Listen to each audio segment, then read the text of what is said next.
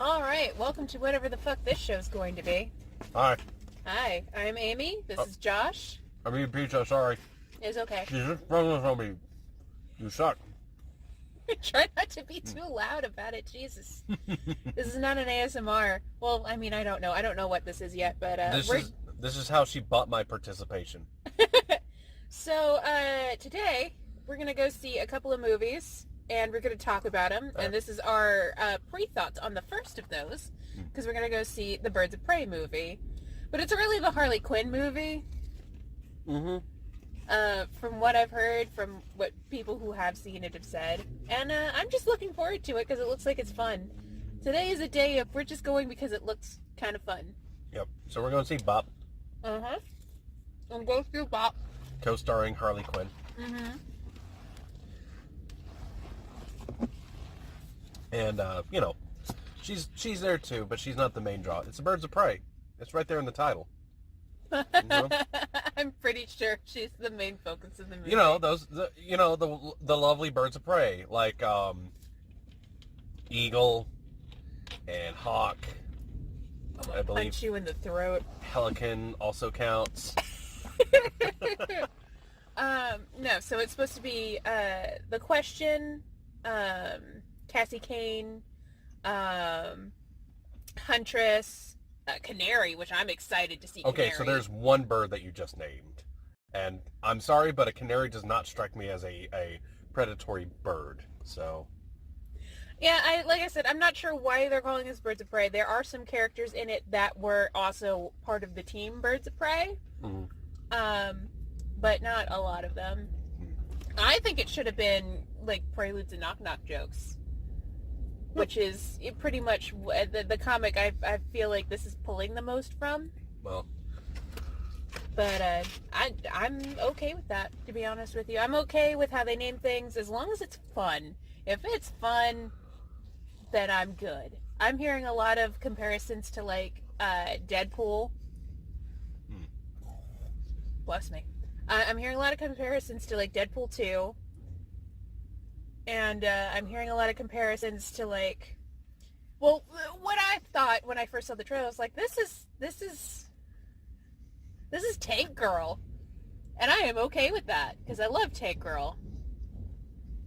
well, So, I mean, I'm looking forward to it. And then, of course, after we see Harley, we're gonna go see Sonic. Blue Streak speeds by. Yeah. What are Too your fast for a naked eye. What are your pre-thoughts on Sonic? Well, probably gonna be dumb. Mm-hmm. It's still by Paramount Pictures. Mm-hmm. Who figures that a pulse is just basically, the tubes with the cable outside your house. Regardless of what it's carrying. So, just happy that they managed to change the design, for one. But, good lord. For sure. But So, thanks for listening to a very angry internet and changing up the design. So, yeah, I'll come throw money at the screen. That's fine. plus I heard like the human characters aren't as annoying as they are in some other pictures, like the Smurfs or Chipmunks or, like where it's like, why are these people even here? Yeah, that's the other thing. It's still done by the same fucking company who does Smurfs and Garfield and all that other shit. Yeah. So you already know that these are not actually writers. They're just advertisement makers, and not even good ones at that, because whenever they put up an advertisement, you don't want to go get whatever the fuck they're selling. You're just annoyed and turn it off in your brain. You're like, well, I'm never going there again. However, even though I've heard they do this in this film, that you keep forgiving it because you're still seeing Sonic, and it's actually Sonic. Yeah, because, Sonic at least was always designed to be kind of like an attitudinal, sort of annoying, almost brattish kind of kid thing.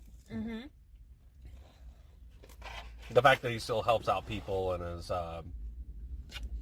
super fast and everything along those lines, that's like an added little thing. So it's just, hey kids! I heard Ben Schwartz also does well with the character. You know, and he has big shoes to fill. Like, Eel White as the voice of Sonic. Yeah. That's like one of the first voice actors I knew, okay, Sonic is voiced by this person. Mm-hmm. Even as a kid, you knew Sonic and Eel White, same person. Yeah. So, having those really big shoes to fill and then doing so well with it. And of course, Jim Carrey's in this, in full Jim Carrey. Mm-hmm. Looking forward to that. As much Jim Carrey as he can muster. With it. From what I've heard, it's like a slightly toned down version of his Riddler. Oh boy, a toned down Riddler. So that's yeah. Because I figure, like, despite the fact that Jim Carrey is, you know, Jim Carrey, he's had a couple of maybe decades on the Riddler. Mm-hmm. So. But it's still nice to see him trying some different stuff, and the fact that he is very insistent that he's called Dr. Robotnik makes me smile. Yeah, rather than Dr. Eggman. Yeah, because Eggman was a fucking insult that was hurled at him in Sonic Adventure 1. I think that's how it's going to be flavored this time as well. I think it's just something that they're going to hurl at him. But I mean, like, it kind of made sense to be have that as an insult, but when he just kind of adopted it, it was weird how fast the switch just happened in the games. Because it was like, oh, it's Robotnik. Hey, Eggman, what's up? And he got offended by it, I believe. And then it just kind of kept going, and then it was like, no, that's actually my name. It was one of those bizarre things, but once you understand it, it was because they were trying to get it as close to the translation of Japanese as possible, because he's called Eggman over there. He is, I am the man who eggs. So, yeah. Those are our thoughts. We're going to go see those movies, and then we'll come back and we'll talk about both of them. Yeah. Yeah, see you in a bit. And we are back. We have seen our 2 movies. I am fucking exhausted. But it's for a good reason. I can't breathe. Alright, so let's start with Harley. Okay. Thoughts on Harley? Birds of Prey. Pretty good movie. Yeah, it was. Definitely did a great job of showing how a lot of women get stepped over on a bunch of different things. That was one of those, if you're not paying attention and you're a dumb man, you can easily miss a lot of shit, like female characters getting spoken over and a whole bunch of other stuff. And it was like, yep. It also does good justice to, like, how people process abuse. Because there's a point when Harley gets slapped the fuck out in her face, and she kind of disassociates. She goes somewhere else and comes back to try to recenter herself. So there's a lot of really clever moments.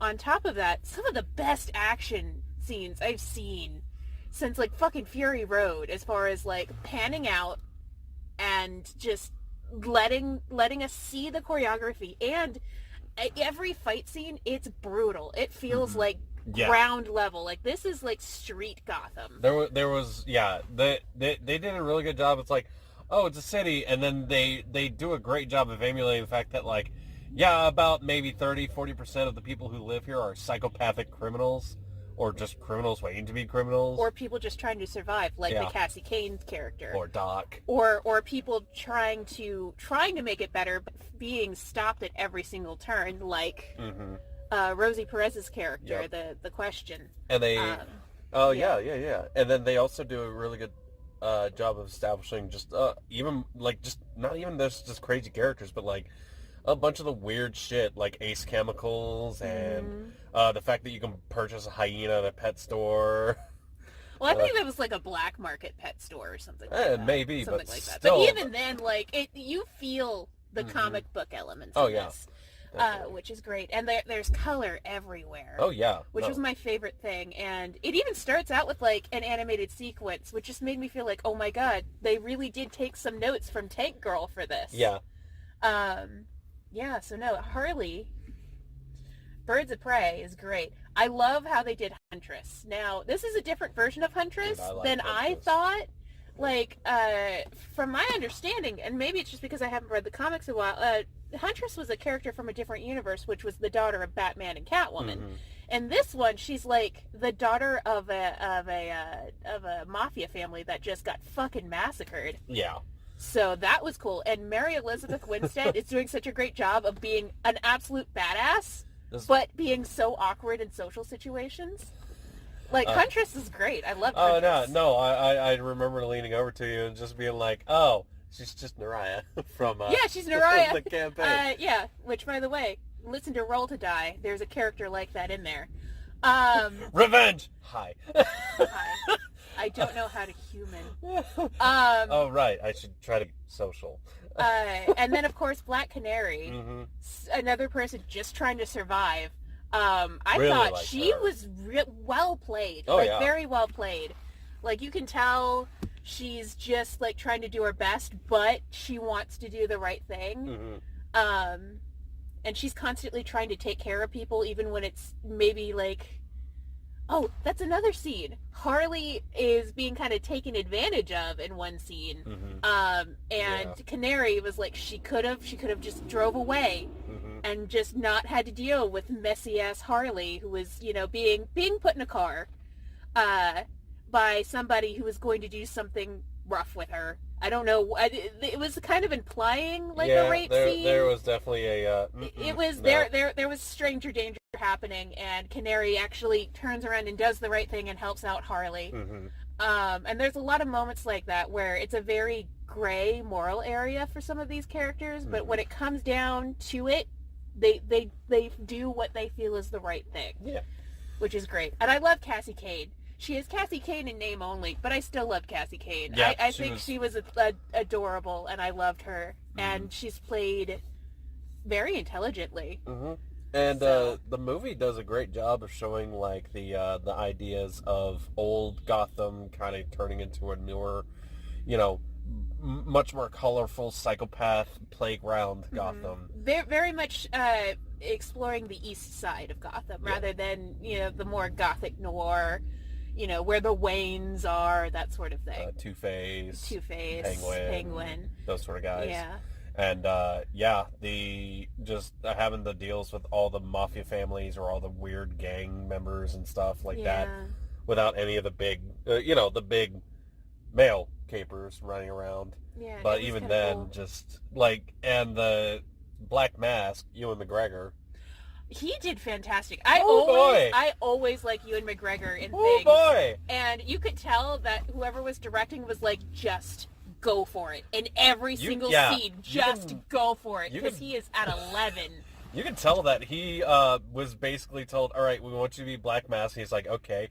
And they're like, and you're going to be the Birds of Prey. He goes, so wait, hold on. You want me to be a male villain in a female comic book like protagonist movie?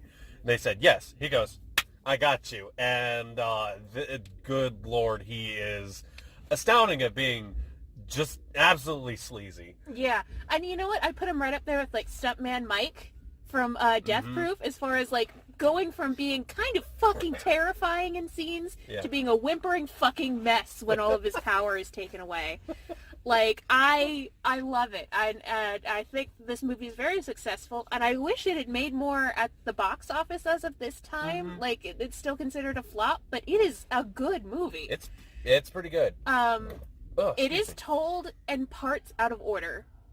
It didn't bother me because I know it's kind of through the lens of Harley, but I can understand how somebody who isn't watching on that level would get a little annoyed by it.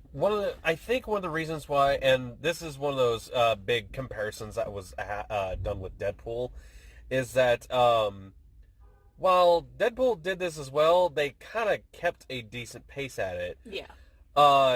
Harley Quinn's, Birds of Prey's attempts at this, and I'm not saying they were failures. What I'm saying is that they were they would happen, and then you'd forget about them for a good 30 minutes or so, and then they're 20-minute cutaways, so you would get settled in the new present, and then you would have to readjust. So I do think that could have been done a little better, but I mean, I've seen it done worse. Yeah, it was along the lines of like, okay, we're moving this train along, and then we had to slam on the brakes and explain something and go, oh, remember this thing that we talked about before? It was like, yeah, I was sure that was going to come back up again at some point, or we could explain this in another way, or... I think it could be recut into something that was a little bit more easier to follow. Mm-hmm. But fuck it. I was having fun the whole time, and it didn't take me too long to readjust into the movie. There was a few things that kind of were lost on track. Like, a few things, like that guy who launched that explosive thing. Who just appeared in like one shot. Oh, yeah, no, he died. It was quick, but he died. Oh, I didn't even fucking notice. Yeah, it kind of gets he dies in that explosion at the end of that scene. He wasn't even anywhere near the explosion. It got thrown back at him, remember? Because it got tossed out of the fucking thing. Yeah. Oh, I don't recall. I didn't. I thought it's like a quick flash and you'll miss it sort of thing. No, everybody who shows up to kill her dies very quickly. Yeah, pretty much. Or painfully. Or painfully. One of the ways. Shit, Cassie Cain takes one of them out. Yeah. And I like the relationship between Harley and Cassie. I think it builds pretty well. They do the third act breakup thing, and I was expecting it, and I was kind of rolling my eyes at it. But, you know, that's a thing that happens in these movies. Yeah. So, whatever. But, yeah. Birds of Prey and super long subtitle is pretty good. Is pretty good. I like Sorry, that. As much as I want to say it's a Harley Quinn movie, I feel like there should be more attention given to the other girls. Yes. And you know what? That's kind of why I wanted this to do better, because I want to see another movie set in this specific part of Gotham, or like a Netflix-style TV show. You know, something set in that area with these characters. I want to see more of that Huntress because she was awesome and fun. Mary Elizabeth Winstead. Ramona. Yeah. Ramona came back to us. Oh, shit. Yeah, okay. That's Ramona. All right. Yeah, Ramona Flowers from Scott Pilgrim. I she's hardly been pay in a bunch attention of to any stuff. Hollywood stuff. Yeah, no, she's been in a bunch of stuff. And she was in Death Proof. Yeah, she did great. Yeah, no, she's wonderful. Okay. Yeah, she was the cheerleader who gets left behind in Death Proof. Wait, hold on. Ramona from which movie then? Ramona? Yeah, are Flowers you talking about from Scott Pilgrim. Seriously? Yeah, that's Ramona. Yeah, Mary Elizabeth Winstead. Hold on. Height difference. I'm confused. She's shot differently. Oh. She had to be shot so it looked like she was shorter than Michael Cera. That happens in movies a lot. Oh, right. Yeah. Yeah, because Michael Cera's a short ass. Thanks, Tom Cruise. Yeah. No, women are normally Just run fast, Here's the other thing. They allowed women to be tall in this movie. Because Ewan McGregor looks short as fuck. Yeah, no, Ewan McGregor looks short as fuck. That's why I'm actually sitting there going, wait, hold on, same girl? Because, she's tall. Yeah, because they let people be their height in this. I was just sitting there going, that's fine. I love all these ladies. They're great. Yeah, no, this was a delight to see, and anybody who doesn't want to see it because they, quote-unquote, don't look like they're comic book characters. So good. Oh, Huntress pulling Harley along on the motorcycle and then just, whipping her around and shit. Yeah, just every single The funhouse scenes were so good when they were all working together. Mm-hmm. Yeah. This is a good movie. It does take a little while to get all of the birds in one area, but I kind of it felt like a comic book where you're getting little snippets of each person and then they all come together. The multitude of different colorful goons that they just had to work their way through. It was so cool. Most movies will go, oh, we have one enemy faction, and then you just go through them. This movie has people from all different sorts of weird criminal backgrounds trying to deal with them. It's a very clusterfucky situation where what was that movie? Aces High, the one I got so bored with and walked down. Yeah, no, I know which one you're talking about. The one with the assassins trying to kill the one guy, but it all felt like cut and paste. Mm-hmm. Ryan Reynolds in that one. Oh yeah.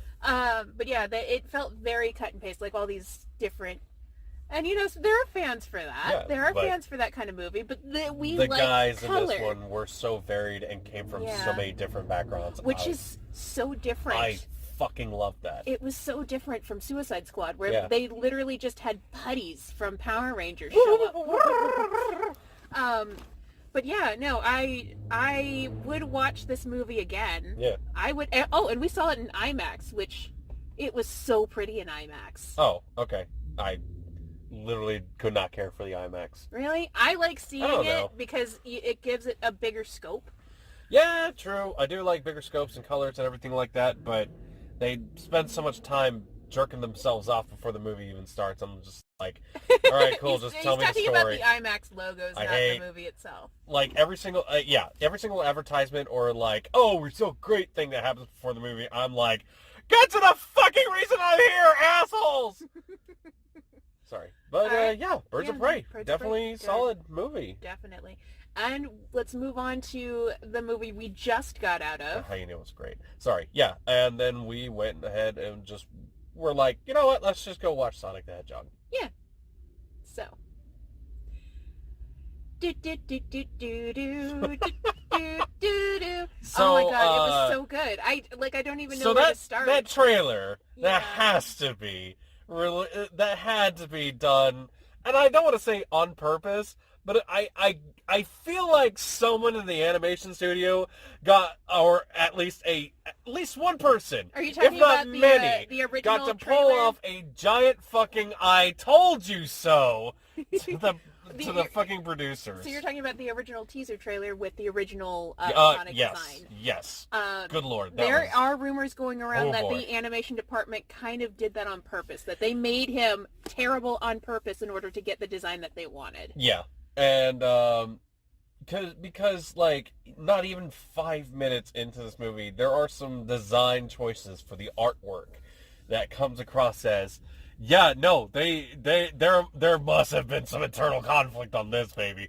Oh God, I'm talking. Sonic is not the only character that looks like, the anthropomorphized sort of situation. Sorry, spoilers for the first 5 minutes of the movie. Oh no, go ahead. This is a spoiler series. We're talking about the movies. We're allowed to? Yeah. Oh, shit. I will put a warning on each one. We talk about spoilers on the show. Pre-spoilers. The movie's pretty good. They do repeat a couple of jokes, and there's one advertisement thing that was really a missed opportunity. Like, it would have been great if Sonic was like, "No way, are you kidding me? They named a restaurant after me. What do I got here? Woo, chili dogs." Oh, you mean instead of the Olive Garden? Yes. Product placement? Now, mind you, this is not Power Rangers Krispy Kreme fucking bullshit. It is still pretty obvious. Like, they're not having a fight in an Olive Garden, but Olive Garden comes up 3 times in the movie. 3 times? 3 times. I thought it was twice. The app? Yeah. The card? Hold on. Wait. Yeah. And then there was one more. No, they mentioned the app at the beginning, and then they got a gift card for it. No, one more person said something about Olive Garden during it. Oh, okay. I can't remember what it was, yeah, but it's 3 times. But yeah, I know I counted. It was definitely not along the lines of 7 to 9 to 11 times. Yeah, no. With the bad guy eating in your restaurant while everything is getting destroyed around it. Yeah, that's a sign of the times where we want to go. Fucking Krispy Kreme, stupid. Anyway, we're not sponsored back to Sonic. Fuck that place. Back to Sonic. So, in the first 5 minutes of the movie, there's a quick little, this is the world I'm from, and it's got all this place, it's got the checkerboard walls, green grass as far as I wanted to run, loop-de-loops, all that stuff. That, honestly, was really fucking cool. And we got Baby Sonic, which is one of the most adorable things I've ever seen in my life. Okay, yeah, no, Baby Sonic was actually kind of cute. Move over, Baby Yoda. Baby Sonic is where it's at. I'm sorry, not to incite a war. Baby Sonic is cuter to me. It was definitely one of those situations of, okay, here it is. This is a point that happened, and we're done. And but apparently, those of you who like, oh God, I'm gonna just let my nerd flag fly here. Those of you who read the fucking Archie comics, they have the fucking like Echidna Empire show up, and yeah, like, they show up, and they're not exactly good guys in this. I mean, they kind of were bad guys in the comics. Look, there's a lot of lore. But anyways. the fact is, some of the lore from the comics showed up within the first 5 minutes of the movie. And did that sell you on it? Okay, so basically, Sonic is cute kid, everything like that. He is a guardian owl person. And basically, by the way, people want your superpower, which is to go really fast. And the people who show up, at first it looks like a bunch of weird, like, tiki sort of, like, indigenous peoples. And then you get a good look at them, you're like... Those are echidnas. That's a lot of knuckles. That's a lot of knuckles. That's a lot of knuckles. That's a lot of tendrils of the echidna people. Oh, God, they're coming at us with their 4 dicks. But, yeah, those people show up, and it was super jarring, actually, going from Sonic into, like, oh, there's Kaepora and Kaepora from fucking Legend of Zelda. Okay. Echidnas. We're just ping-ponging right here. So I feel like the owl was left over from the first design of Sonic. Yeah, maybe. Or maybe they didn't have the time to make her over. But she doesn't feel out of place. Yeah, no, she doesn't. She does feel like she belongs in the Sonic world. Going beyond that, like, right immediately after that, and it's like, and that's how I got to Earth. And he basically, you get to find out about Sonic, how he lives in Green Hill. Yes, I'm fighting the urge to say zone. Where he basically just shadows people around the small town because he's so scared to go anywhere else. And he kind of has this thing for the local sheriff, who he calls Donut Lord, which is great, because I'm like, ha ha ha, you eat rings. So basically, what I imagine happened is he showed up as this little baby, Sonic, and he just kind of like, he like watches movies through the window of their home and stuff. And it's not like a creepy thing. It's more along the lines of, I wish I could join in, but I can't because if I'm found, it's a bad thing. Which, honestly, the fact that he kind of like third wheels on the movies, everything along those lines, kind of explains a lot of the pop culture references that they get to pull off here.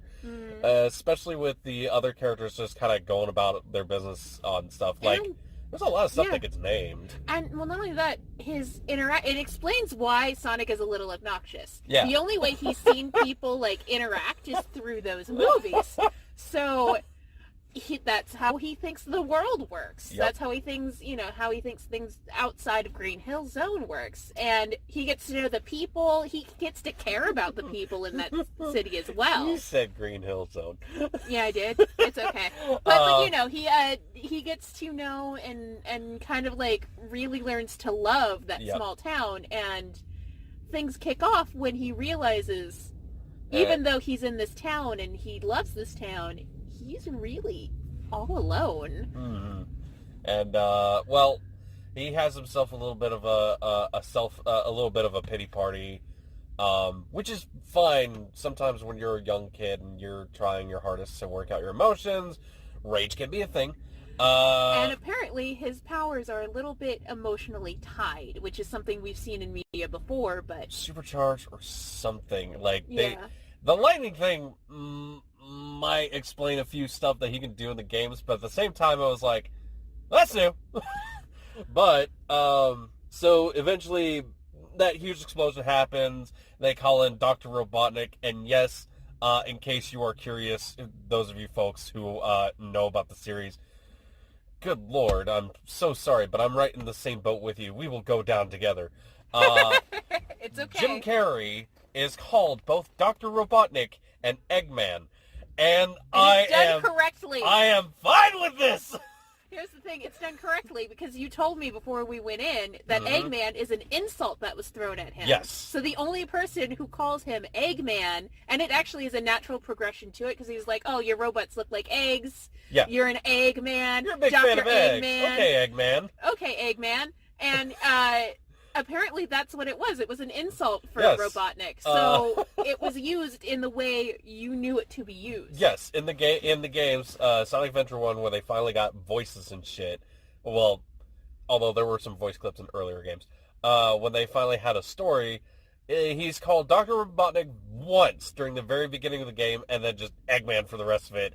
And it was just super jarring to those of us who had grown up with Dr. Robotnik, this and that and the other. So this movie comes out and just keeps bouncing between it, and I'm actually laughing my ass off every single time Jim Carrey's just like, it's Dr. Robotnik! But, oh boy, Jim Carrey did amazing. Great. Welcome back, Jim Carrey. Yeah, Welcome back. no. No, we missed you. Let that weird flag fly. Yeah, do it. That was, he is basically just off the walls, energetic, and makes a really good point onto, like, why, a lot of introverts maybe don't like people to a very toxic level, mind you. It is. It is a toxic level of that, but it's not unrealistic. You could see somebody get to that level, which is kind of cool about this performance, because he has a lot of difficult dialogue that nobody else would be able to sell, to be honest with you. Like, he evil monologues Yeah. a lot. Yeah, but you don't notice it as an evil monologue. It's just how this character talks. It's probably because he ad-libbed almost all of his fucking I'm pretty lines. sure. It feels like it. But he does have a lot of difficult dialogue to get through, and he sells it beautifully, and I enjoyed every moment of it. Yeah, right down to, like, somebody calls him out for dressing like Robotnik at one point. He's like, it's a flight suit. I was like, yeah, it's a flight suit. That's actually kind of silly, but at the same time, that's also practical, so I can understand that. This movie's charming. It is. It's very charming. Like, that's actually a word you could use for both movies today. They're both charming. I went in dreading that this would be like a Smurfs situation or a Garfield situation where it is in name only, and Lord forbid you have any IQ or brain cells to utilize, and because there will are moments when it kind of has those sort of, like, okay, here's the human characters, let's focus on them and what their problems are, and okay, here's this, here's that. But it doesn't get in the way of anything. It doesn't. And the Sonic stuff is done so well. Yeah.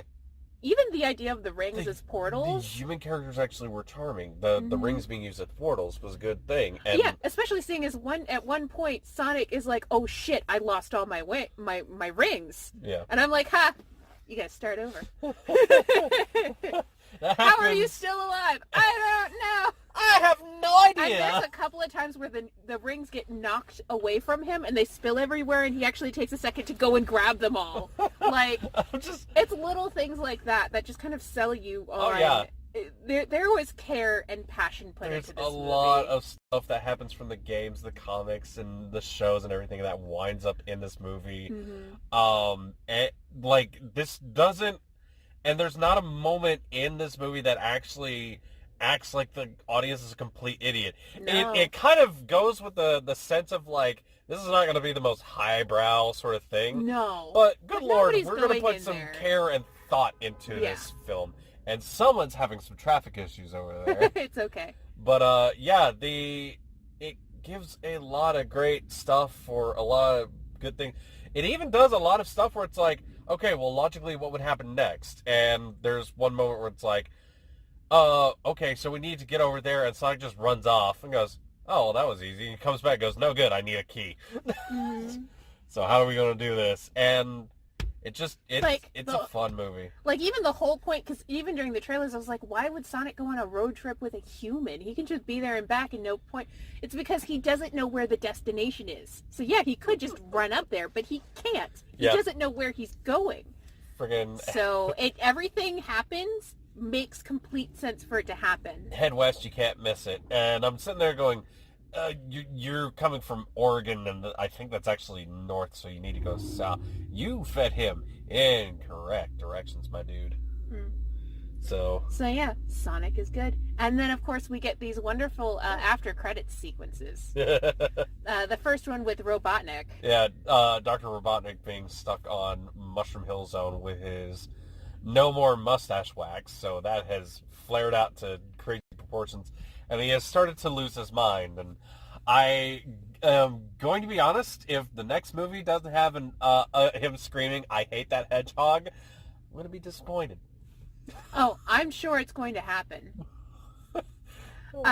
Because I hope this movie makes all of the money. And I hope we get another one. Yeah, no, I kind of hope it does too. And then there's one at the end where I guess, again, if you know me, I hate to spoil stories or anything along those lines, but there's a mid-credits scene, and the Tails shows up. It made me so happy. I was actually really sad that Tails wasn't in this movie, because Tails has always been my favorite character. I was one of those weird kids. I was the older sibling, but my dad liked to play video games, so I still end up playing Tails a lot. So I always just have like this. I just love Tails. I just love Tails, and he sounds like Tails, and he looks like Tails. Like the design for Tails is nice. Might actually be the usual voice actor for Tails. So Really? that might be. Who was it again? It Familiar. sounds just like him. Yeah. So. But yeah. Yeah, though there is the fact that Tails just kind of shows up with like a device ready to go, and I'm sitting here going. And he's looking for Sonic. Yeah, so it is weird coming from other sources of media, and just because I mean Sonic and Tails are fucking brothers. Yeah.